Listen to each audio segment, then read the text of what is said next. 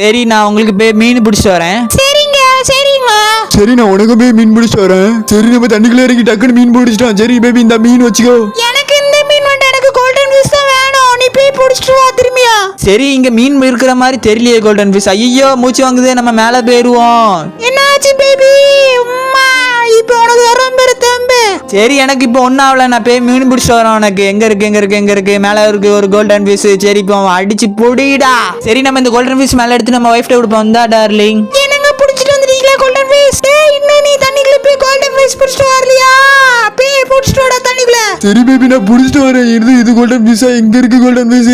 இவன் என்ன golden fish பிடிச்சிட்டு வர மாட்டானுங்கிறான். எங்க இருக்கு நீங்க கேட்ட கோல்டன் ஃபிஷ்? வரீங்களா? நான் வாரேன், நீங்க போங்க வண்டி எடுக்கலாம். ஐயோ நீ எங்க கூட்டு போறடா என் ஒய்ஃப? அதாவது நீங்க இந்த தண்ணியில இருக்கிற ஆளுக்கு ஹெல்ப் பண்றீங்கன்னா வீடியோக்கு ஒரு லைக் பண்ணிக்கோங்க. ஏங்க நீங்க அவரை காப்பாத்துங்க. சரி பேபி நான் அவரை காப்பாத்திட்டேன். பேபி நீங்க வா. என்ன பேபி நான் காப்பாத்திட்டேன்ல? ஐயோ என்னோட ஒய்ஃப் என்னை விட்டுட்டு போயிட்டாளே.